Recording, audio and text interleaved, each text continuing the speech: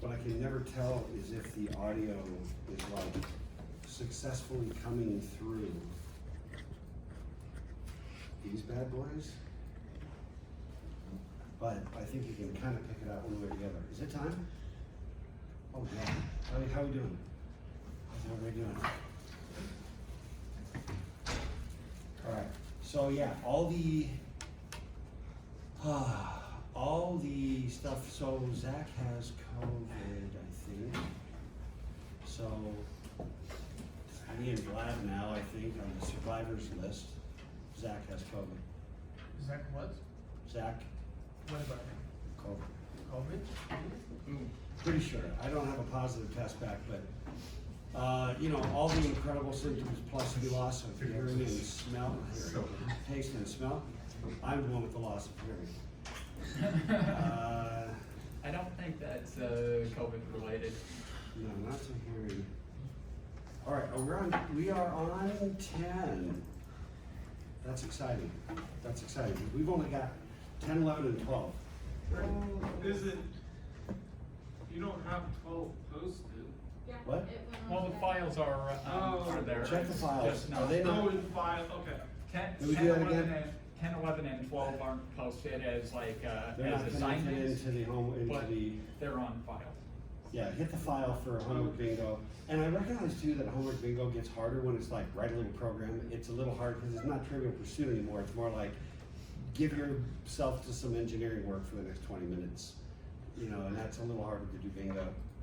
That means we get back from Thanksgiving break, it's unit 12 and then finals. Well, finals is the first week of December. No, last week of the semester ends on the 9th, and then finals is after that. No, so what we do is we go, how's it work? We have one more week before Thanksgiving, is that right, next week? Next week and then Yeah, Thanksgiving. so we're on module 10 right now. I'm not making that up, right? We finished 9. Yeah.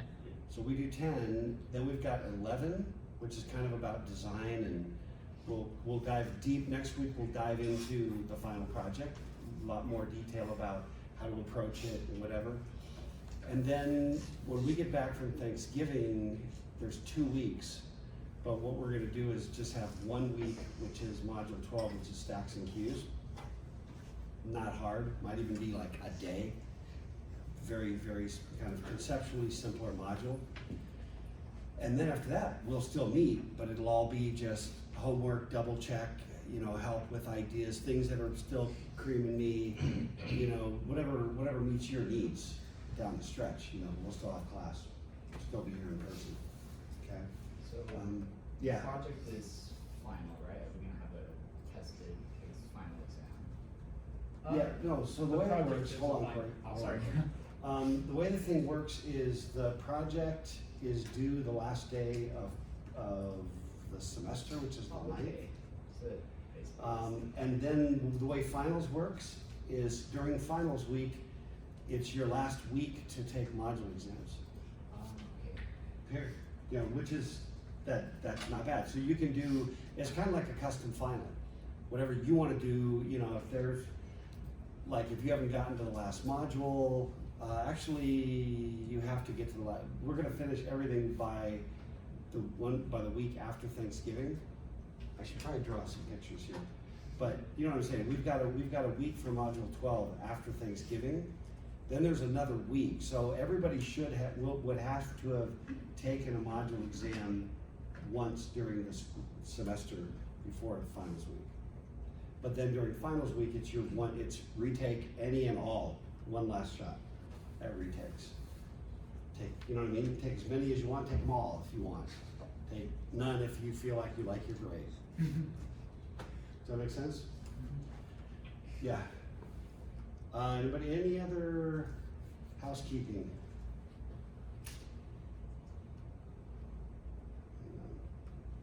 All right. I'm never really quite used to wearing, these are transparency modes, but they still obscure some of the audio, so it's a little awkward, but I'm hoping it gives better audio to that.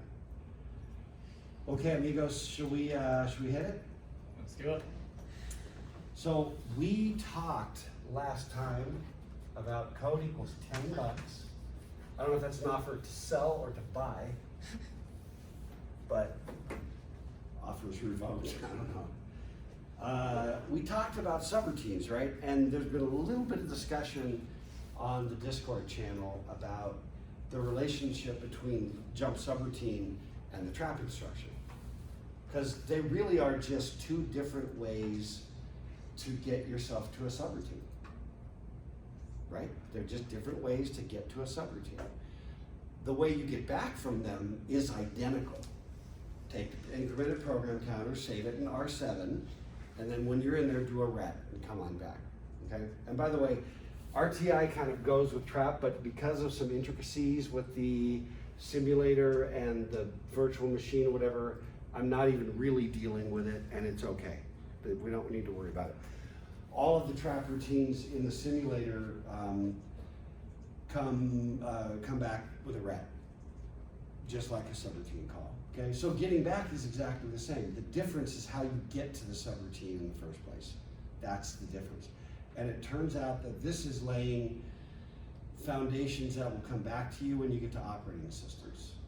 Okay, so and this is, again, let me just say this one last thing that I've kind of said about this class.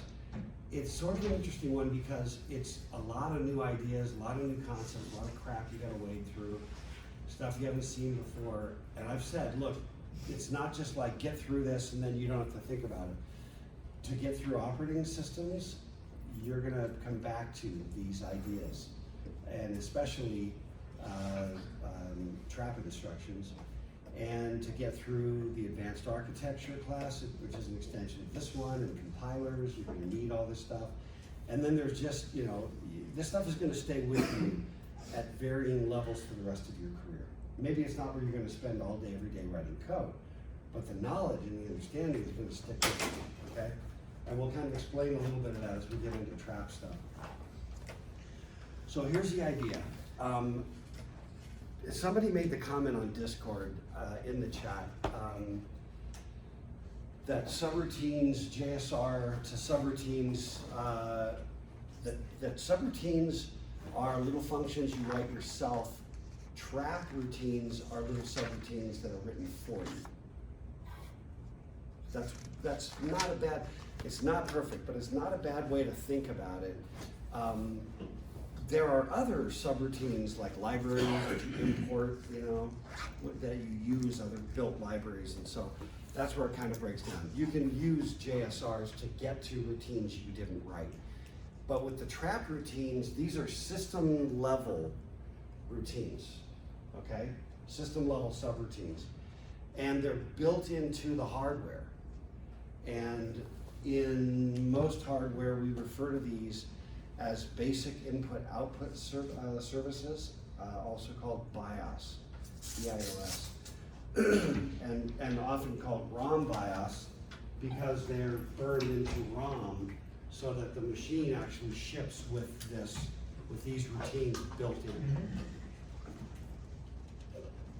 And it's basically just a way of getting you, enabling you to bootstrap, kind of start with some of the basic ideas. For example, if you've already started into the project, and we've touched a little bit on it, some of the trap routines allow you to read a character from a keyboard, echo that character back out to the display, right? Have a string of characters terminated with a 0, and then output that string to the display. So these kind of basic instructions stop the processor, halt, right? And so there are conceptually in the LC3 up to 256 service routines, okay? And I'll explain why that is when we get to the trap instruction itself. The best way to think about this, and I'll try to, it's a concept that is really simple, but it's just weird enough that it's gotta click. And when it clicks, you got it, and it'll be really simple. It's essentially a jump table. It's a table of addresses, and they're the addresses of those routines. And remember, so when you call the get C, there's like 5 or 6 trap instructions that are available, right? You call halt, you call get C, you call put S, which is the string print, you call in and out, you call these routines.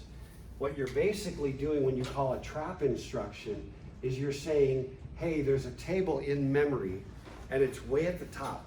It starts at location 0. That's where this table lives. And that, by the way, is common. They sometimes call these vector tables or trap vector tables. The vector being, I don't like the term, but it's what gets used. The vector meaning, you know how like in math, a vector is like a line that has direction and, you know, kind of magnitude. In this case, it's called a vector table because what's in the table are addresses. So it's just a table of addresses. So like get C, and I'll show you where all that is in the simulator.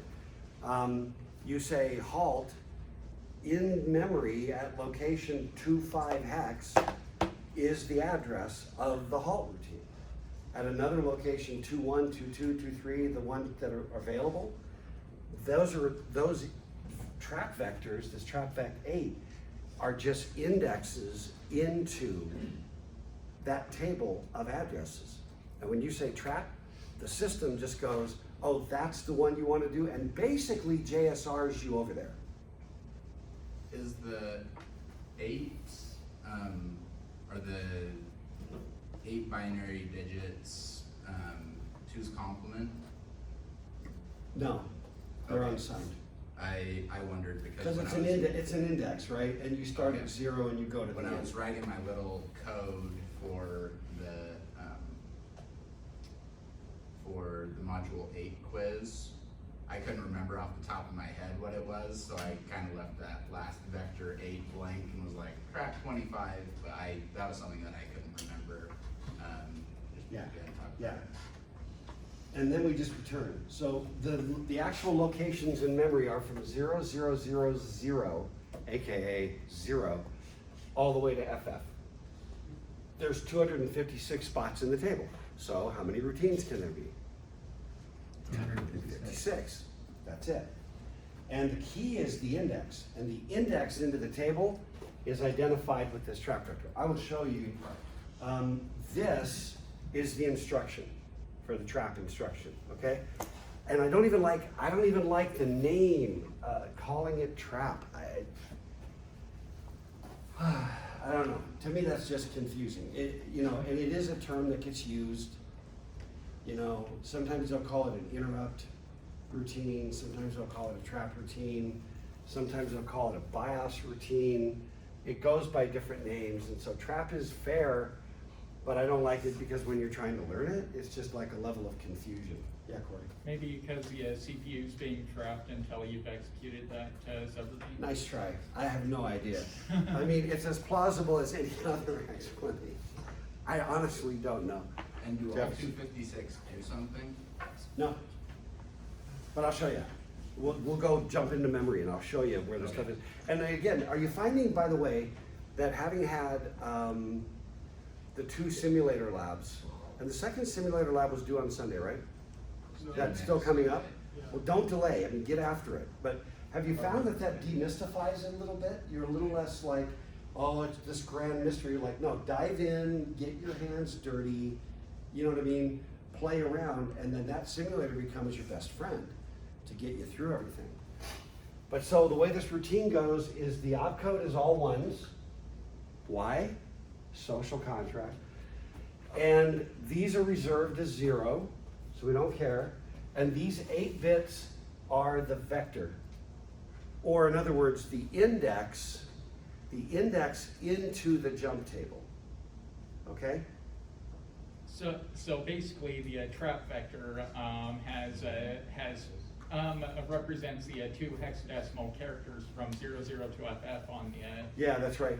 So when you say something like halt is a trap hex 25, you've seen this, I think, somewhere, right? Yeah. That hex 25, that means in this case, it's 2-3, hex 2-3. Okay? So this just tells you which trap routine to run. So this just shows you, here's the vector table that starts at 0 and goes to FF. Hex 2-3 is this location right here. And in that location is an address. okay? That address is the starting point of this character input service routine. And I'll show you, this is actually where it is in the simulator. And then that's a pointer to this. So when I say, so this is the social contract for trap. When I say trap hex 23, which is what I said here, right? Trap hex 23, that's not 23 decimal.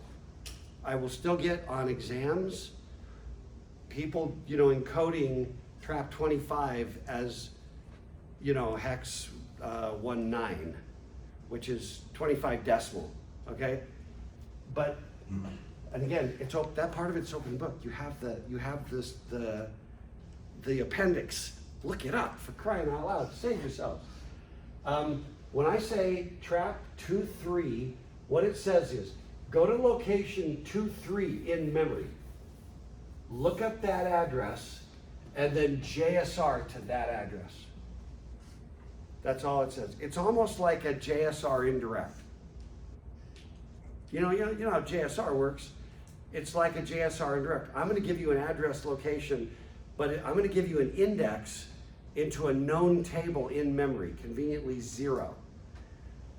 So the index into the table and the absolute address in memory are the same, because the table's at location 0. So the index is the address. Is that making sense? All I do at that point is JSR to that location. So I take this address here, the incremented program counter, save it into R7, pop myself down here, run until I'm done, and that is a rat instruction. Jump through R7, and I get back to where I was going. Okay, I think I had a couple of hands. Yeah, Jeff? So we have to be aware of where those are to not overwrite them. Can you overwrite those? Yeah, you can overwrite them. Yeah, so you don't want to be overwriting them. That's why hanging out around 3,000 is pretty safe. But I'll show you. I'll show you where they are. Okay. Any other questions about that? It's just a JSR, basically indirect, through a single known table called the vector table, indexed by this value that I give to the trap instruction. Okay. Now it turns out. Okay, another view of it. Here's just a trap instruction in the user program, right? And just another way to reinforce to you what we're talking about.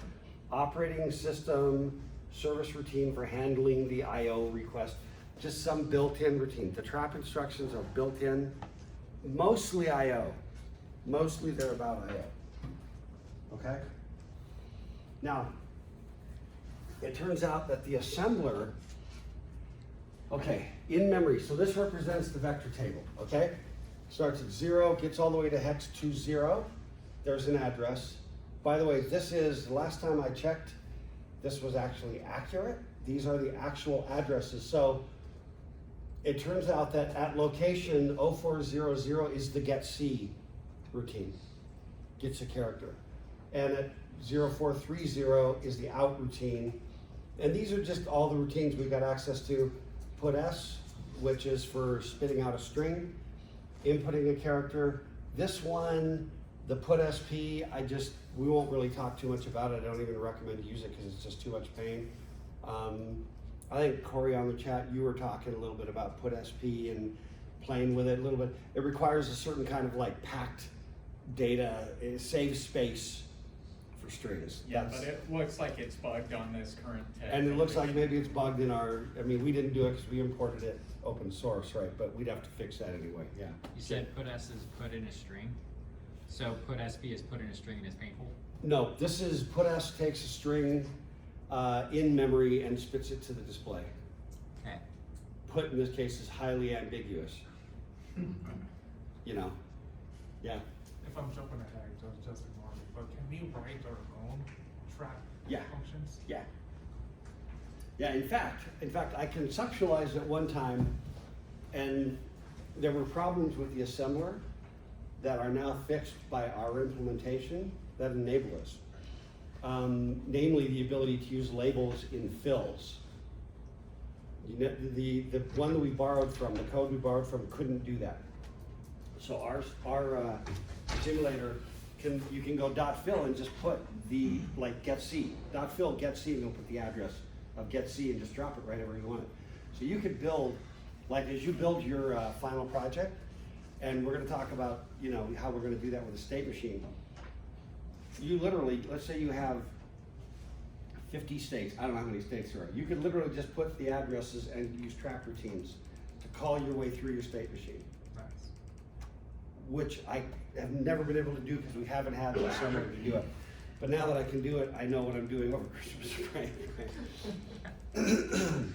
Probably on that plane to Italy, I'll be cranking that up. But that's kind of cool, really. But yeah, you can build your own. All right, is that cool? So that's the address of the halt routine. These are the address of those IO routines. And if I say trap 24, it's gonna JSR to that. That's not crazy difficult, right? It's hopefully, but there's just enough of a flip on a few ideas that it's a little slippery. Miles? So those are set labels, so if we try to use a label out, we're gonna get an issue. If you try, what did you say? If we So try are to, those the codes on the right? they're kind of reserved, yeah. The assembler knows to look for those. They They're mean, labels though. they are labeled, yeah. Okay. So if we try to use a similar label, we're gonna run into problems. Yep. Okay. And not only that, and this is really important, when the assembler sees, you can actually say halt. You could say trap X25, or I can say halt. They're equivalent. They generate the exact same code. The trap being more explicit, saying trap X25 is really saying the instruction name. But the assembler is smart enough that if I just say halt, it goes, I know what you mean by that, and that makes it a little easier. So I can do all of these with these names, okay? But in memory, there's actually little routines, which I'll show you where they are and what they look like. Okay. And then here's again, it's a little redundant, but for documentation, so you have documentation in the slides, right? I put these in order, and I left out, because it was a little bit tight on space, and I left out put SP, just because it's just goofy enough that I don't care. So let's not worry about it. But there's your documentation for get C, and we'll walk through and do this like right now, or either today or Thursday, but we'll get into it this week. Yeah, so this one, trap 20, reads a character from the keyboard and then stores that character that you press into R0. So that's an example. I said that there were two registers among the general purpose registers. There were two of them that had special purpose use. And, you know, they're kind of hybrids. They're general purpose. I can use them. I can trash them. I can't trash the PC directly. You know what I mean? There's no instruction to like add my results and store the result in the PC. I can make that happen. You know what I mean? Like for example, by the way, how would you do that? If you wanted to force a value into the PC, what do you think, Miles? I mean, you could jump to the particular place and start an instruction at that place. But I'm talking about getting it, I want to try to have the result of the operation be that the program counter is whatever I want it to be, without going there. In other words, using it like the general purpose register, right? If I go add R1 and R2 and put the result into R3, I just told you to put a value in R3. And we're done, and R3 has the value. Can I do that? The best thing I could come up with is do your addition, put the result into R7,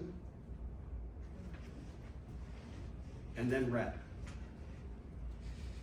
And then what? And then ret. Oh. But then again, maybe it's still doing it. I don't know if it works. I think it's the same thing as doing the jump. Yeah.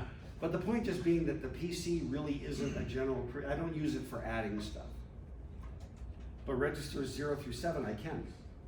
But the gotcha is R7 gets used for rets, right? R7 is used for ret. Because when I do ret, I'm just jumping through R7. So I've got to have the right value in R7.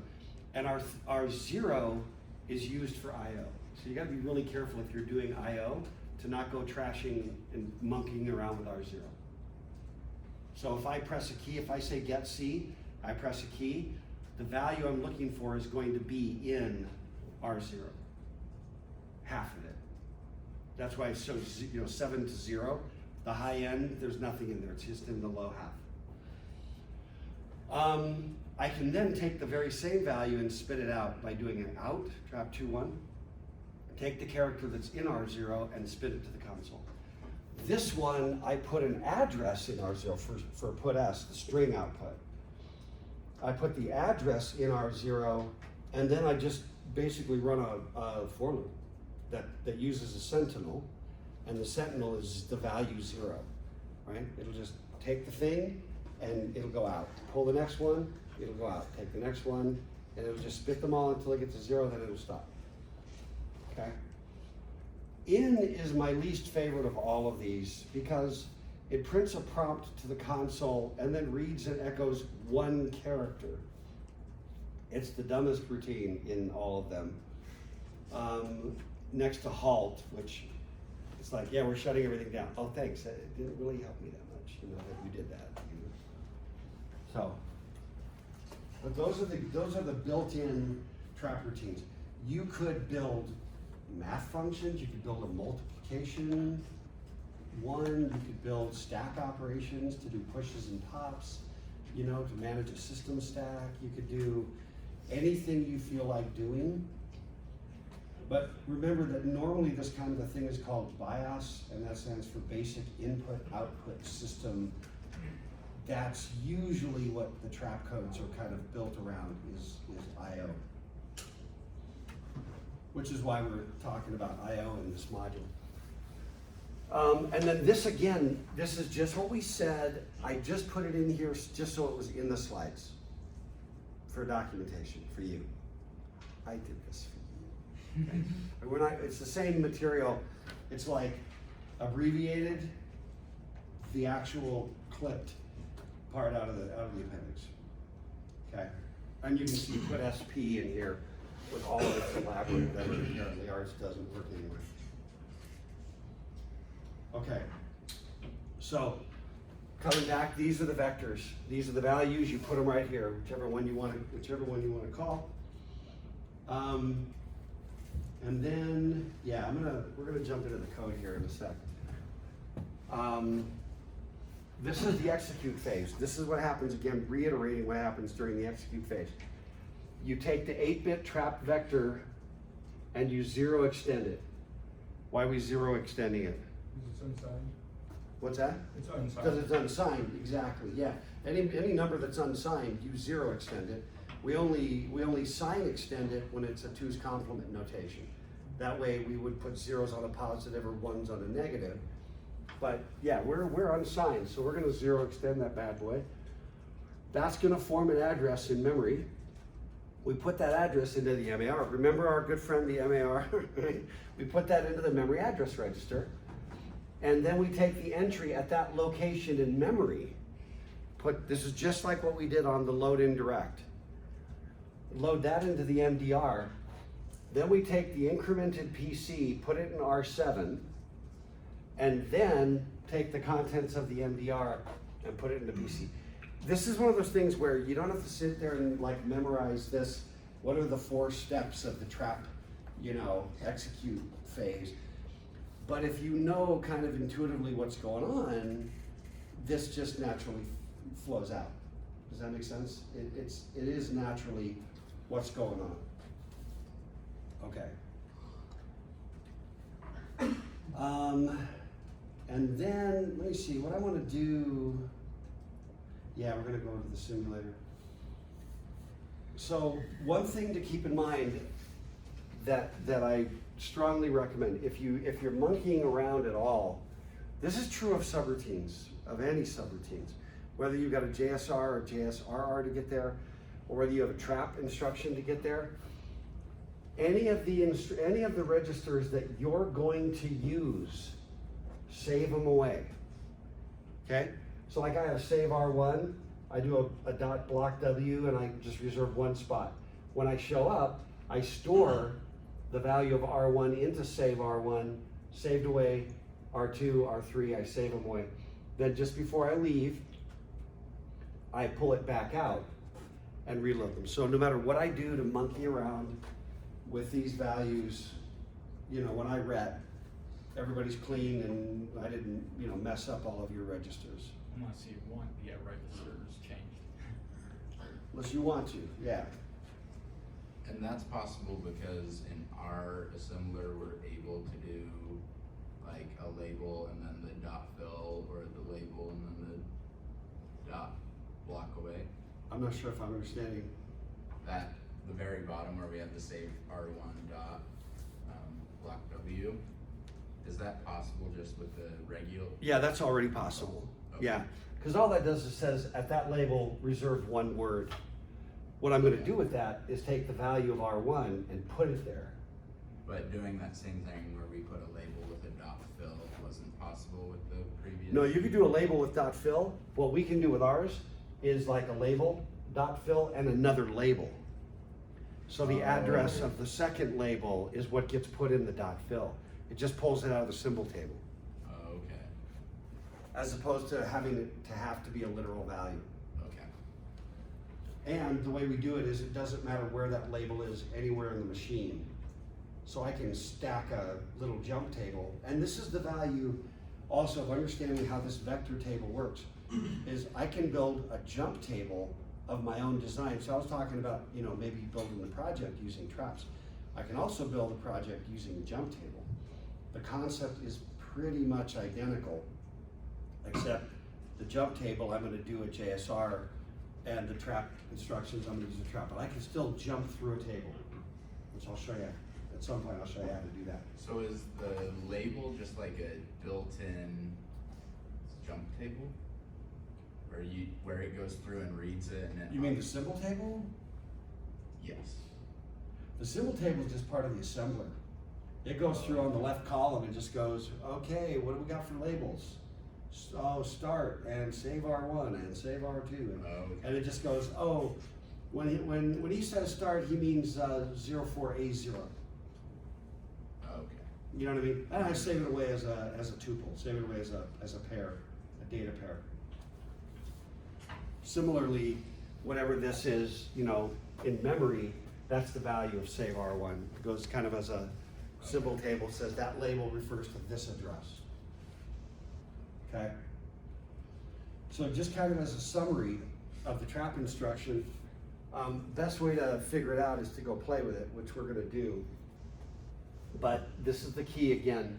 It's basically part of memory that's in the operating system. Now, the LC3 is so simple, there's no operating system, but if we were gonna drop an OS in it, these subroutines, these trap vectors would be part of that operating system. Is that mouse? Where's the biggest chunk of memory that isn't, like, doesn't have those trap those trap subroutines stored? Like, where's the best place to write code, basically, where we're not gonna run into problems? Well, bottom line is, as you can see, these are the actual addresses of those routines, and these are the only built-in routines. Oh, these, okay, yeah. So, you know, anything that's not right here, you know? So you wanna stay away from the Fs, and I wouldn't monkey around in the zeros. So anything that's 1,000, you know, 1000, all the way up to, you know, whatever. There's some, when we get to IO, there's some specialized addresses for memory map up there, and I can't remember exactly what the addresses are. It's actually laid out in the LC3 instruction set, what? Yeah.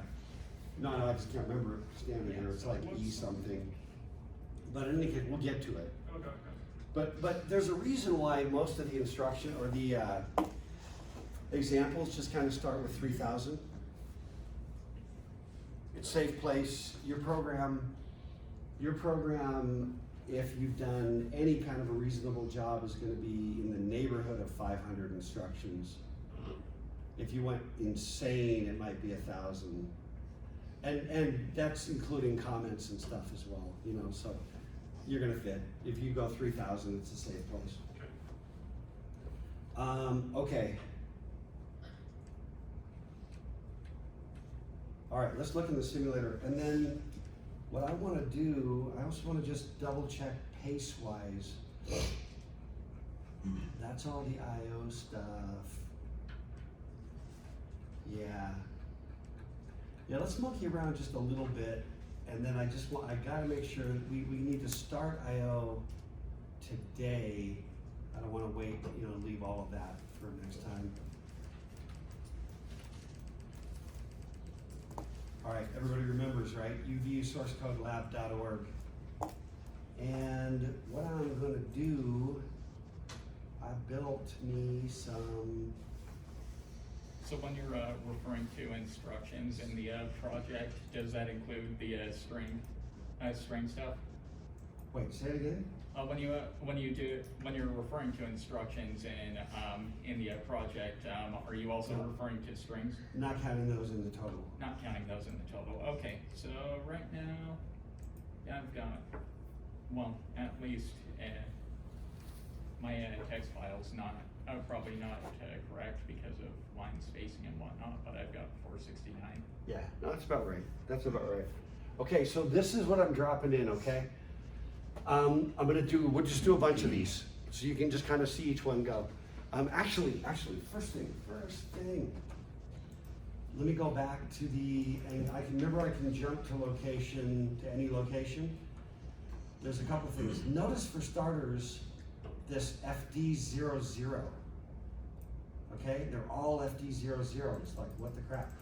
Keep scrolling, I'm just scrolling until I get down, and now notice I got 0400. Now, what is going on here? Why? I'm telling you these are addresses, 0400, 0430, 0450, etc. And the helpful assembler is like spitting out instructions. What's going on? Those are addresses, but out of context, it's reading them as branch instructions. Yeah, exactly. The assembler tries to go, I have a super helpful assembler. I have a column called instruction. No matter what you give me, now FD00 can't even make any sense out of that, So it just goes, oh, that's f.fill, because it makes no sense. I can't even interpret it as an instruction. When I get down here, what's that? Did I hear something? But when I get down here, it's like, oh, that looks like a branch, to blah, blah, blah. Ignore this, because I already know that that's an instruction. This is just trying to look at it. It's violating the social contract by trying to be helpful. That's another one that we need to fix. I like that. I think that if the value, I don't know exactly how you eliminate that context. So those should also be NOP? What's that? Those should also be like 0020? I don't know. So the reason why it shows up that way is the 4 it interprets it as as 0. Yeah. So branch 0. Well, if No. it was 00, if it was 00, it would say, oh, it's a no off. Yeah, Just gonna ignore because this it. guy has no offset. But in any case, it's out of context and it's not accurate. But notice, let me manage the labels up here. Notice what I've got. I've got routines with names, trap underscore get C. Notice the addresses here, okay? Can you see them down here at the bottom as well? 400, 430, 450, 4A0, 4E0, okay? And then if I keep going down, there's the halt instruction, FD0. And then there's this FD00. And what that's doing, I'll show you all of these. But the FD00 is a routine that's basically like a default, you issued a trap instruction for a trap vector for which there is no instruction. That's what that is. Let's have, I'm gonna put that address everywhere we don't have one, so that there's a default, if you happen to call the wrong one. So let's go for X400, see the trap underscore get C? That's the code right there, all the way down to the rec. See it from 4000 down, a couple of dot fills. And when we get to IO, I'll show you what those are actually doing. If I keep scrolly, pretty soon around 430 is the out trap. And I mean, it's just gonna keep going. 450, there it is coming, right? So those are you can see that that's the code built into those addresses. And then for A0 and for E0, there's the trap in and there's easier trap put SP. So you can actually see them. And then finally, if I go to FD70,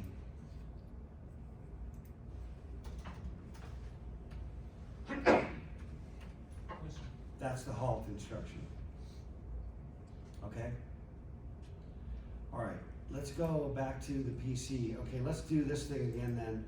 I'm gonna get this guy ready. Okay, so what we did was we did .org 3000, there's the .end.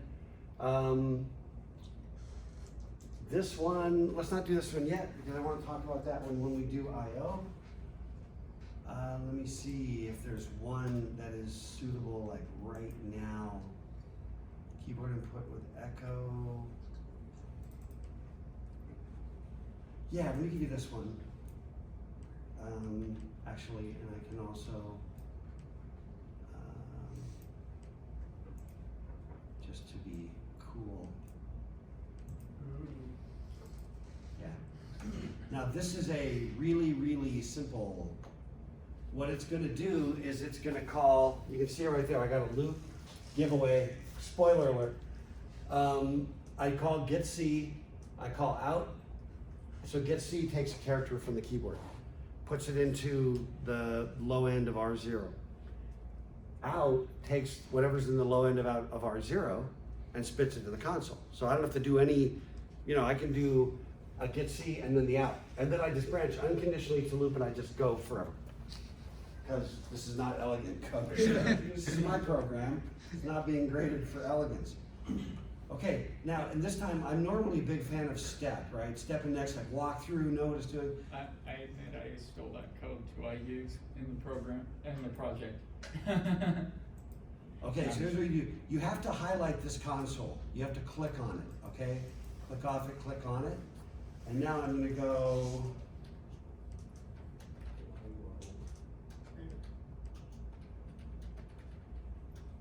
there's no backspace. Forever and ever and ever.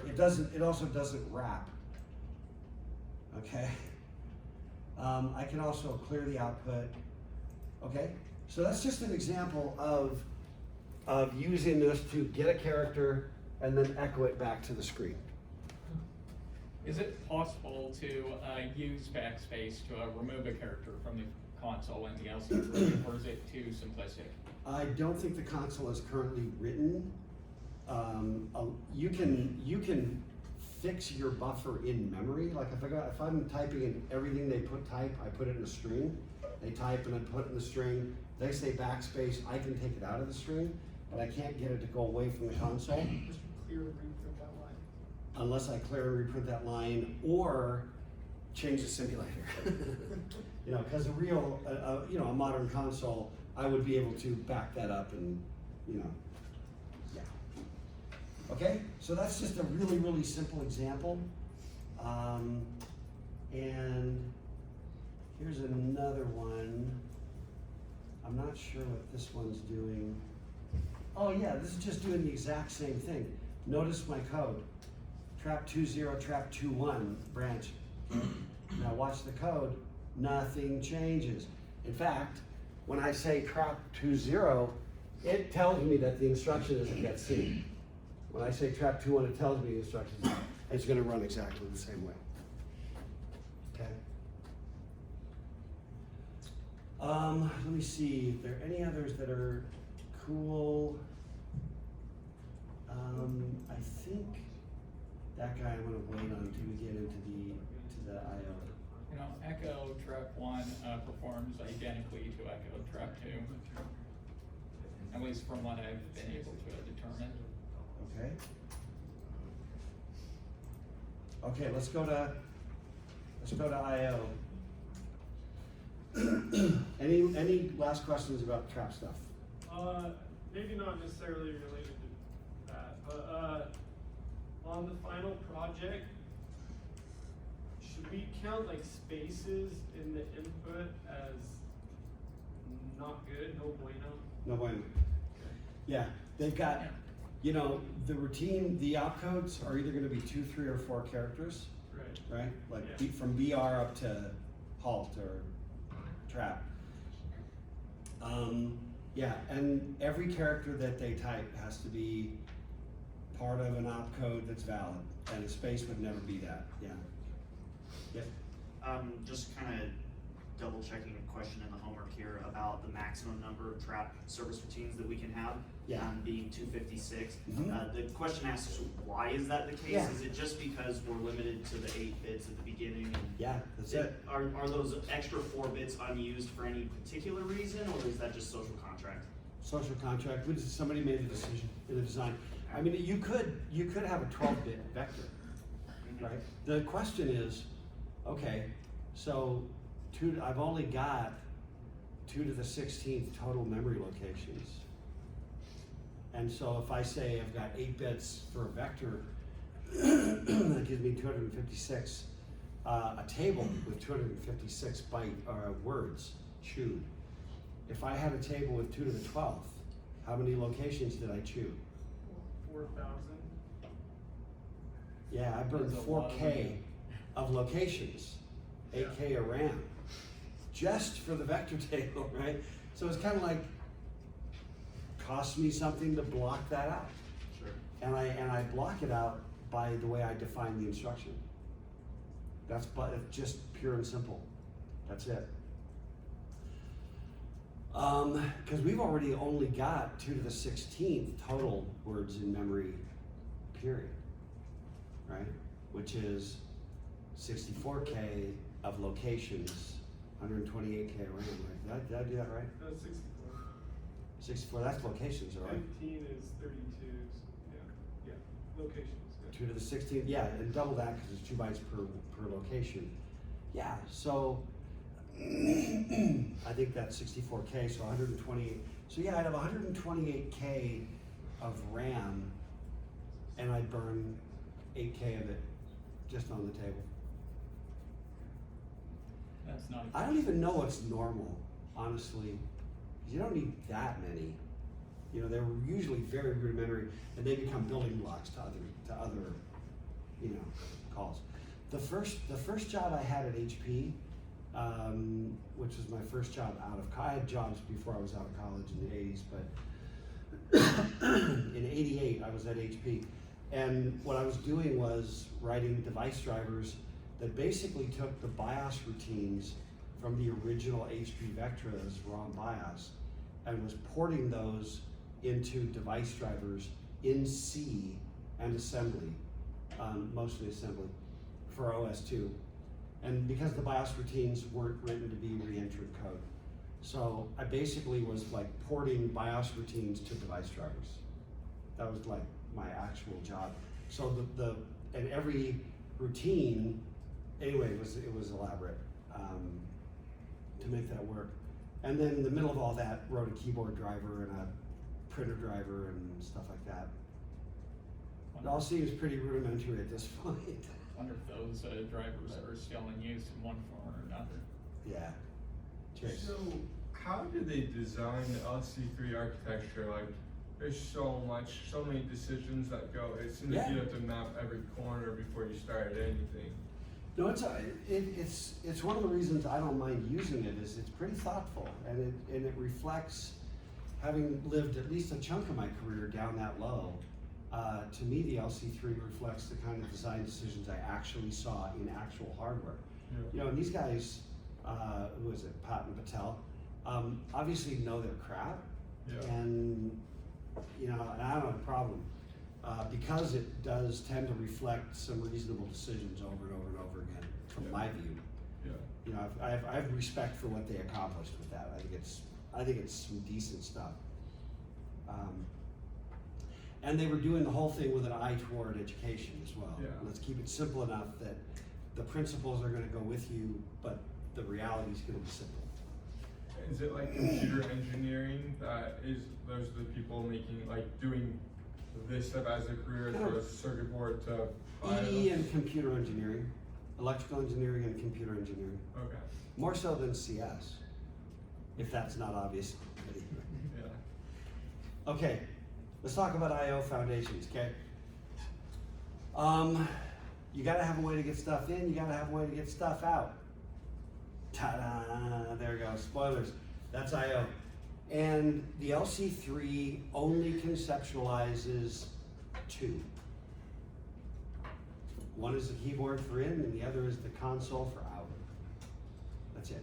And that's pretty rudimentary. You've got to have some ability to, keyboard input is like the most fundamental, and a monitor character display is about the most rudimentary output you can think of.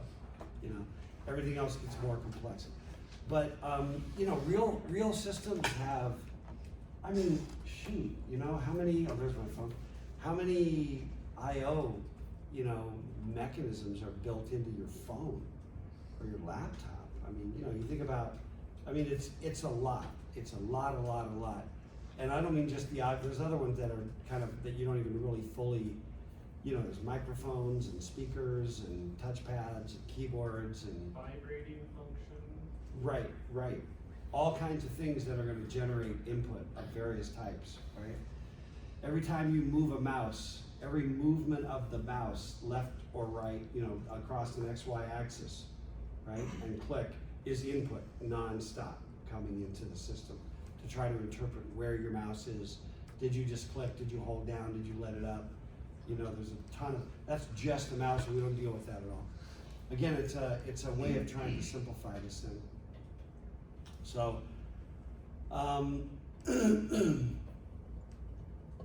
so typically when we're dealing with I/O, there is a pair of registers for each input service and a pair of registers for every output service, okay? Now we talked about non-specialized, general purpose registers like R0 through R8, right? These are specialized registers like the program counter, the instruction register, the MAR, the MDR. These are the control codes, the condition codes. These are specialized registers, okay? And we're gonna talk about this thing called memory mapped I/O. And just out of paranoia, Jacob, we're still going, right? It hasn't We're put going. on us. I don't trust the phone, But the idea here is that for both input and output, there's got to be some way of telling me what the status is before I interact, okay? Now, if I just walk up to you and I don't, acknowledge you or say boo, and I just start talking, I'm being socially awkward, right? Isn't that true? If I don't even get eye contact from you and I start talking to you, that's socially awkward. What do I have to do? What do you do? Excuse me. Say your name. Hey, yeah, you're gonna go, hey, you do some kind of an exchange, right? Where you each become aware that the other one is in a communication now. And now in that moment you go, hey, I wanted to tell you something. In other words, there are ways that you exchange information that says, there's something I want to give to you, but I need to make sure you're available to receive it. Right, like when you you just start talking to somebody, they're gonna miss some of the information you're saying. Right, because they're not ready for it. They ain't ready, yeah. That's right. That's exactly right. So going by that same analogy where I/O is way slower than CPU, your brain is way faster than the communication that's taking place there. Right. So the status register tells me when the other side is ready. Now there's two different kinds of ready. If I'm talking about like keyboard input, the question is, are you ready to give me something? Do you have something for me? Meaning, did the user hit the keyboard? Make sense? And with the monitor, I'm saying, are you okay if I gave you another character? You ever had? I know you've had this, right? Something's really bogging down, and you're typing, and then nothing's coming, and then all of a sudden it stops, and then it's like, and then whatever you're doing, right? Well, what's happening is that you've got a producer and a consumer of your keyboard data. And somebody on the consuming side didn't keep up. So somebody was just buffering it, going, are you ready to receive it? And the monitor's like, no. Are you ready now? No. Are you ready? Meanwhile, the user's typing. And they're like, okay, are you ready now? Yeah, ready now? Yeah, ready now. It's like, and it comes. But it's backing up because it wasn't being consumed as fast as it was being produced. And you might think, well, yeah, but our typing is really slow. So that thing had to be really bogged down, you know? But it can get really bogged down, where it's just not consuming it for seconds, 5, 10. That's a lot of time in a real processor, right? Okay, so the output register, for an output device, the data register is where you put the data to send it, and the input device is where you get the data that's coming in. Okay, when you've got an input device, all right? And I'm gonna kind of show you how that works, what the concept is. One thing that, and this is just trying to reiterate an idea, that we sometimes just think of sending as a single action, as a kind of an atomic sort of, you know, cohesive idea, right? This goes from here to over there, but it's not that simple. It's a series of smaller steps that you have to break out. So I have to basically say, are you ready? And then I've got to have a way for you to tell me yes. Then I'm going to give you, you know, what the thing is, and then I'm going to acknowledge that that's okay, you know, that back and forth. Those are the rudiments, by the way, of data communications and networking. So all the foundations of networking fall into that same idea. You're using Wi-Fi, you're using Ethernet, you're using Bluetooth, you know, I don't care what you're using. All data communication is just signal one way, signal the other way, signal back, all kinds of handshaking to make sure you know what you're doing, okay? And then what we're gonna talk about, and that's just to reiterate the idea that I gotta know when I start sending, I need to know when it's done. If I'm doing input, I need to know that there's input available before I try to grab it, okay? Now, what we're gonna talk about next is a thing called memory mapped I/O, okay? And we're gonna get there by saying, how do I do I/O? How do I get stuff in and out of my machine, right? Like I said, you call get C, and then when they press a keystroke on the keyboard, then the value of that ASCII character in the LC3 shows up in the bottom of R0. And you're like, okay, I know how to get characters now. I call get C, and I look in R0. But not very satisfying. Because like, really, what the crap? How in the crap did that actually do that, right? There's like, you know, like a little thin layer of mystery and magic there. And the answer lies in memory mapped I/O, okay? And this is very, very, very common. And you're gonna see it, you'll see it in embedded systems all over the place. The idea basically is that down in hardware, there's chunks of memory, and they look just like memory as far as we can tell. You put a value in the MAR, you put some data in the MDR, you say, write that to memory. But actually down in the hardware, there's some other wires that are not the actual memory, just going, yeah, that's me, and intercepts it, and then pushes it out on the wires for input or out to the console, or reading from the keyboard or what have you. It's fake out. And I'll show you in the graphic, which I hope I have that graphic in here. But there's two basic schemes for managing it from the perspective of programming the machine, okay? For our way of doing it. And I'll show you a little more of the grunge. But one of them are what we call specific I/O instructions. Like, you know, we have instructions for loading and storing and add, and we have trap, you know, in JSON. We have all these instructions. Well, we could do an instruction that was like literally built into the hardware called get C. You know what I mean? I mean, we make it act like an instruction. It looks like an instruction because the assembler lets us say get C when we really mean trap 2-1, or you know what I mean? But there could be an actual instruction with its own output called get C, and build a bunch of I/O, you know, kinds of stuff. So memory map just means written in hardware? No. I mean, first of all, what you just said was horribly ambiguous. So it depends on what you meant by what you said. And so I'm gonna stick with no, and then we're gonna come back to it. Is that okay, Jefferson? That's fine. So the specific IO, and then I think you're on the right track. You might even have it nailed, but we'll have to tweak the language. So the specific instructions basically say, you know, an opcode for get C or whatever. This one here says there's a location in memory. When you read from it by just doing a load instruction, it's got data from the keyboard via magic. Is that kind of what you were trying to say? Okay. Mhm. Did you just claim to be saying it correctly when in fact you weren't? No, so I didn't know specifically about the keyboard, but other than that. But same. So in other words, when I talk about status registers, like, are you ready? Do you have keyboards? Do you have stuff for me?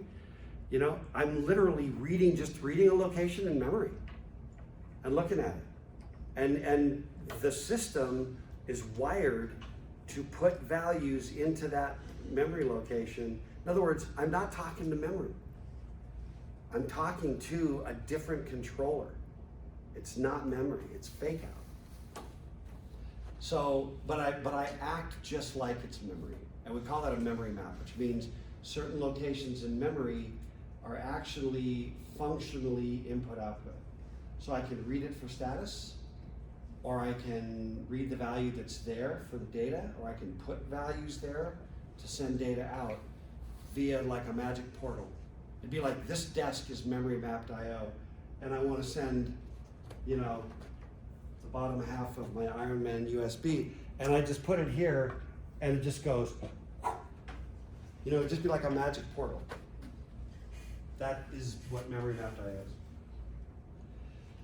But so what you can see is, if I did this specific IO instructions, we're a little bit of a hybrid in the sense that I can say trap instructions, but make them look like assembly instructions because the assembler lets me say get C and put S and things like that. But the reality, those are all trap instructions. So it's not really IO instructions. And we're absolutely using memory mapped IO. And I'll try to make some sense out of this. So this one, I think we kind of already hit it.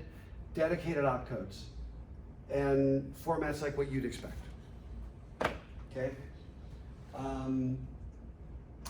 Memory mapped, okay, there's a number of ways of doing it down in, you can have registers, you can have memory locations, you can often do a hybrid, and sometimes the terminology, just as kind of a heads up, the terminology gets a little bit whacked, and they'll refer to a memory location that's part of a memory map out in memory as a register.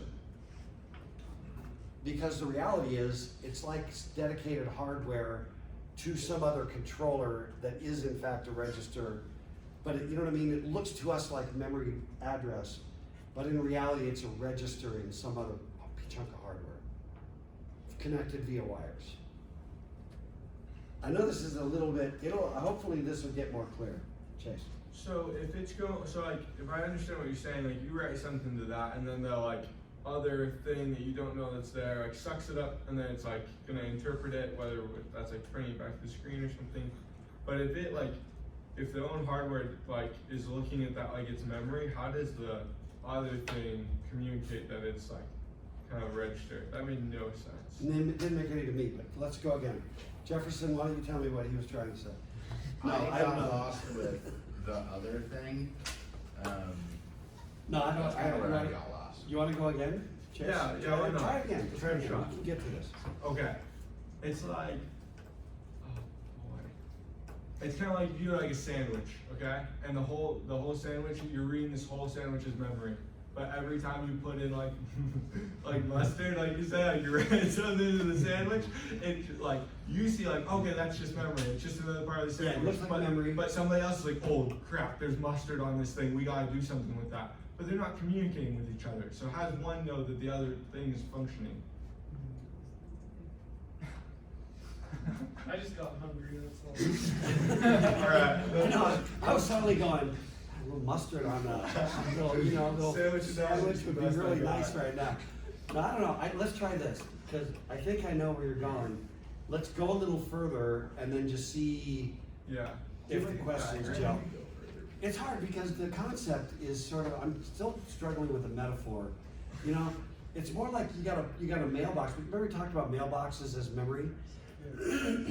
But instead of being a storage box, when I put certain letters in this one box, they go away. Yeah, so how does Right. that, yeah, so how does like the community, like the postal service communicate, like, they think they just put memory in there, like a letter, but the mailbox owner knows that like, nobody's getting that letter back, you know? Is it kind of like how you might have like a mailbox outside your house and then. You flip the little thing up that says outgoing mail. Outgoing mail, Yeah, that is a memory map of sorts. It's better though to think about, there's a box where you get your mail maybe, where and this is like, I have one of these big mailbox things, you know? And there's some slot where there's just a slot for outgoing mail. So there's a box that I get my incoming mail, and I have to open it with a key, and then I've got stuff that's coming into me, right? I could have a similar box like in my office that I just keep things in, like real memory, but that's actually input. If nothing happens, stuff just keeps coming in, and then there's a slot where I can send outgoing. Okay. Maybe. Yeah. I'm not sure. But also the real answer is social contract. We just agreed, no, don't give me that sound. We agreed that one box with the slot was outgoing. That's it. Were there were more slides? So, if I'm understanding this correctly, with the LC3 only having one input as a keyboard and one output as a monitor, so if you were to say type a letter onto the keyboard, that ASCII character then gets loaded into this memory location, and then the LC3 takes that memory location, throws it into a register 0. Yeah. And where it's doing that is in the code for the get C routine. So I say get C, and it actually goes down into that trap routine code where it goes to the memory map, checks the loops on the status. Hey, you got anything? Are we there yet? Are we there yet? Are we there yet? And then it goes, finally, yes. It goes, great. Reads a location in memory, but really it's a magic spot. Takes that value, shoves it into R0, and then rets. So get C is talking to the memory map to actually get the data. All we do is go get C, and then the value pops into R0. So the opposite happens with the monitor, and that Right. it loads the contents of the register into that Right. memory location. And before we do it, we say, are you able to take data? That way if the monitor is stuck processing, it can say, no, I'm not ready yet, which basically never happens because it's so fast. So can we walk through the example of like, Yeah, keyboard, I press Yeah. something, it shows up on a monitor? yeah, I that's where think we're gonna that'll go. help. That's where we're gonna go. Okay. Now, we'll see if we get to it today. You may all have to twist in the wind until Thursday, I'm not sure. But here's the deal. We'll see. The memory mapped idea with registers, you would use regular load and store instructions where the registers were magically connected. You might have like an input register. Instead of register 0, register 7, you could have, keyboard status register that you could access as like register 12 or, you know what I mean? You could build the system so that you were using registers like R0 to R7, only they'd be special purpose. So they're just locations. It's just this Yeah. location where the IO knows to go to get stuff. Yeah, but the trick is, out at that location, when you put that address in the MAR, Yeah. It does a there's no subroutine. location in memory. There's no memory, but it does a subroutine? There's no memory, but the MAR knows that when you give it that address, you wanted to talk to the keyboard controller. It's like the black mark. What's that? It's more like a opcode than address. The MAR will ignore everything except for that one. Yeah, it's kind of like every time I get this value in the MAR for this keyboard status register. Now I'm not talking about memory mapped registers now, but it would be the same principle. The MAR gets an address and it's like, oh, that's not even in memory. and it knows by looking at it, oh, hey, and then it like starts talking to the keyboard controller and saying, hey, do you have a value here? And then I'm gonna put that in the MDR Oh, and send it back. so like when we give it a 16-bit character, it's like, oh, that isn't in memory. So then it breaks it down. It's like, oh, do we have this first 4-digit opcode? And it's like, yes, we do. Send that somewhere, and then it breaks it down into pieces. Ish. I'll take it. Let me keep going, because ish is progress. Yeah, I'll take that so far. But bottom line is, you could do this with special purpose registers. You can have a keyboard input register and use load and store instructions for that register. Does that make sense? For that register. You can also have memory locations, and that's what the LC3 does, is memory locations. So a certain location in memory is the status of the keyboard. Do you have something for me or not? Another location in memory, when I say a location in memory, I'm putting scare quotes around it, because it's not actually a location in memory. The MAR is just tricking us, okay? And so here's the idea. The addresses from 0000 to FDFF are actual memory. Those are real memory. Addresses FE00 to FFFF are IO memory maps. They don't exist. But the MAR, but if you ask the MAR for it, it'll go and talk to, it knows who to talk to. When you said FE00, it knows who you wanted to talk to, and it'll go do it. But for me, the instructions I use are like, load the value from memory, look at it, make decisions, like keep spinning until there's data from you. Then there is. Oh, now ask the MAR for the value in this one location, and it goes, hey keyboard, give me the next character. Corey, any objection? So I went ahead and pulled up some additional info on the LC3, and it looks like from FE00 to FE06, that's the input-output register. So the KBF, so the keyboard status register is FE00. Right, which is where we're going. Keyboard. Yeah, we'll go there here in a bit. I want to just do, let's end on this, okay? Let me see. Let me see where we're at, because we've got just a couple minutes, and I got to figure out.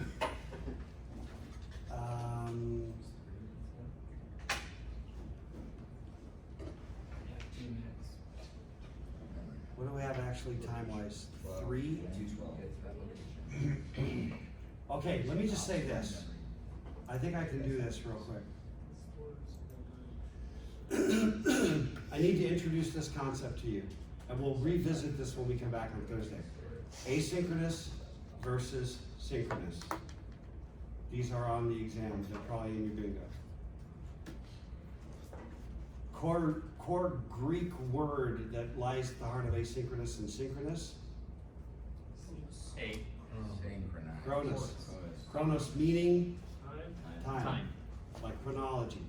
Okay, so synchronous means with time, asynchronous, against time.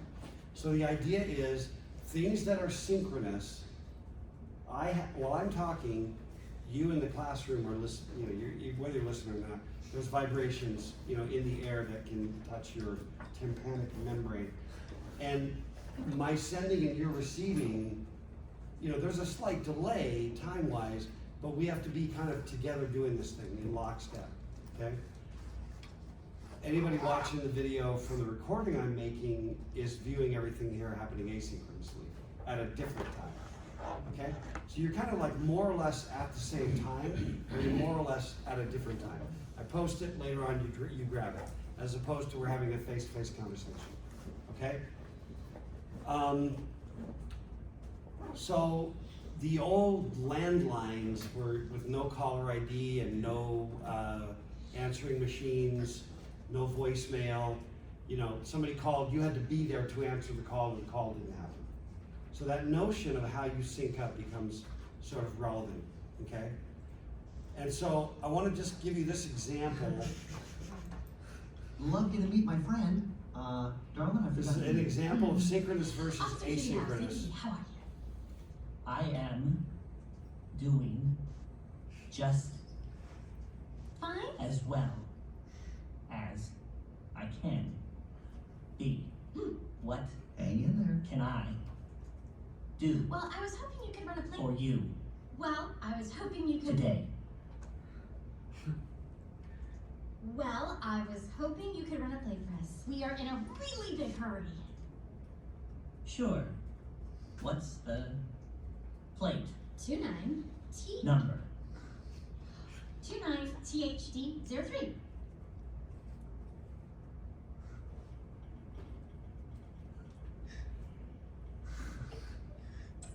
Two. So we'll resume this when we get back.